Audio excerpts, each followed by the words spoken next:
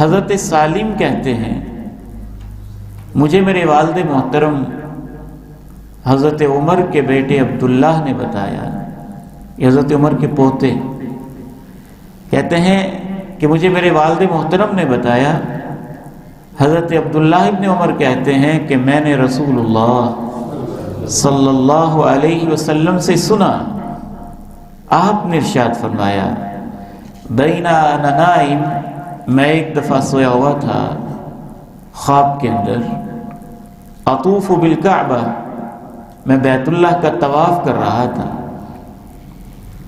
تو میں نے ایک شخص کو دیکھا، وہ حضرت عیسیٰ کا منظر آپ نے بیان کیا۔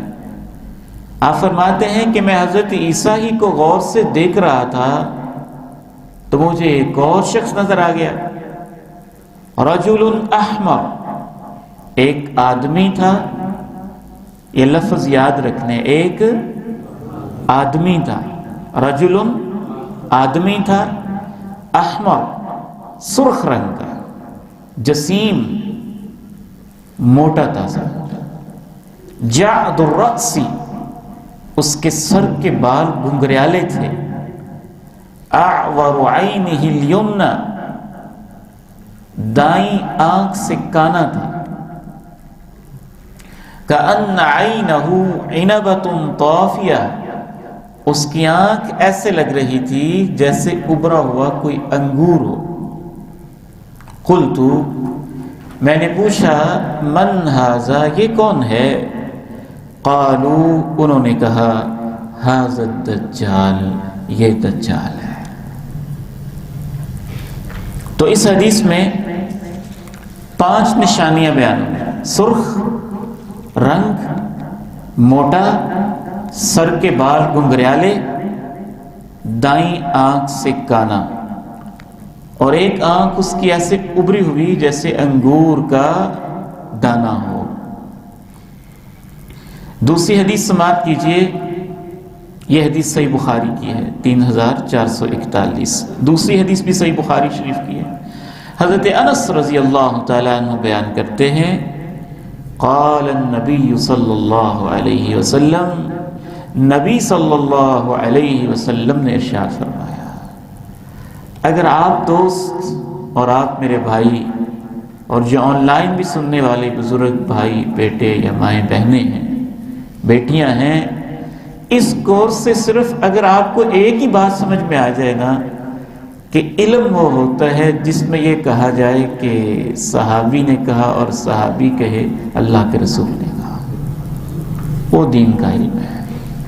باقی باتیں لوگوں کی باتیں جتنی مرضی کرتے ہیں۔ تو حضرت انس خادم رسول ہیں،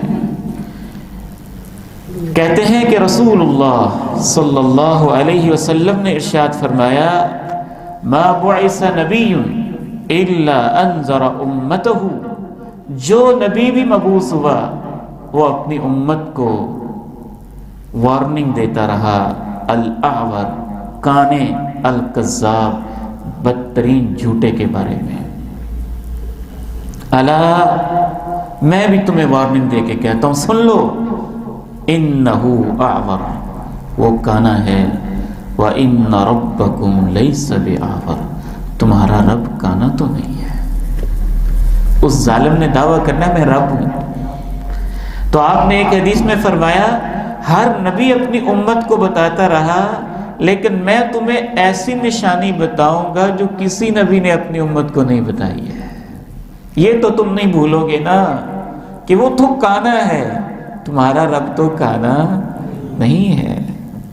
وَإِنَّ بَيْنَ عَيْنَيْهِ مَكْتُوبٌ كَافِرٌ، اس کی دونوں آنکھوں کے درمیان لکھا ہوا ہے کافرٌ۔ ایک حدیث میں آپ نے کہا، بول کے کہا، اس کی دونوں آنکھوں کے درمیان لکھا ہوا ہے کاف فا را۔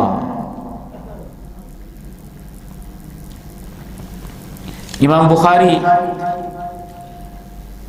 رحمہ اللہ تعالی کی صحیح بخاری میں لکھا ہے کہ یہی روایت حضرت ابو ہریرہ بھی بیان کرتے ہیں، اور یہی بات حضرت عبداللہ ابن عباس بھی بیان فرماتے ہیں۔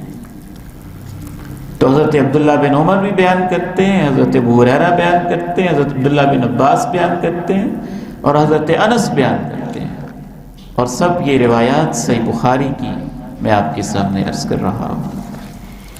ایک تیسری حدیث سماعت کیجئے۔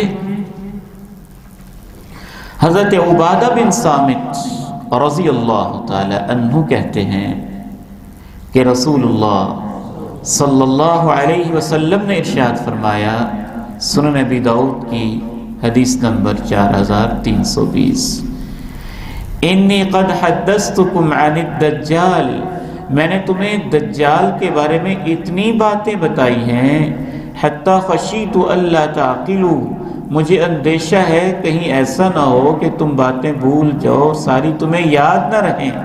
پھر سن لو، ان مسیح الدجال، کوئی شک نہیں ہے کہ جو دجال ہے، رجل، وہ ایک مرد ہے، آدمی ہے، قصیر، چھوٹے قد کا ہے، افحج، اس کے دونوں پاؤں کے درمیان نسبتاً زیادہ فاصلہ ہے چلتے ہوئے، ایسے چوڑے کر کے چلتا ہے، جیسے کوئی مریض ہو اس کے درمیان میں کوئی زخم، کوئی ایسا مسئلہ ہو۔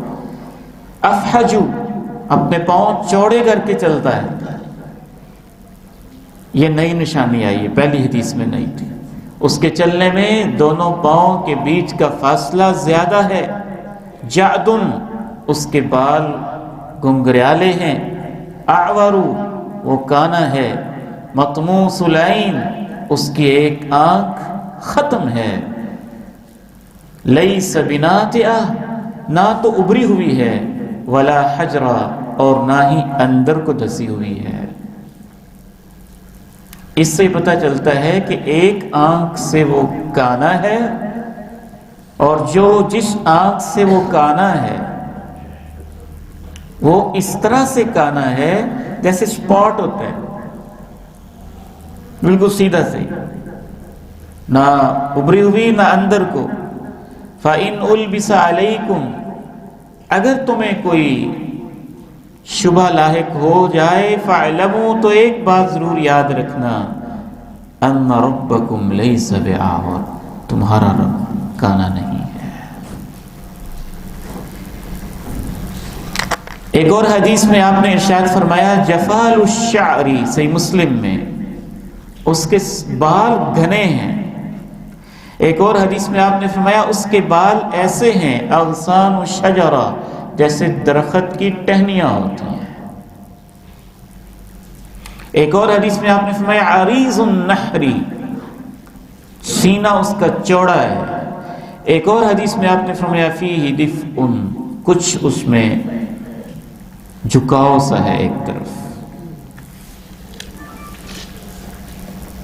تو یہاں سے اس کا حلیہ ہمارے سامنے واضح ہو گیا۔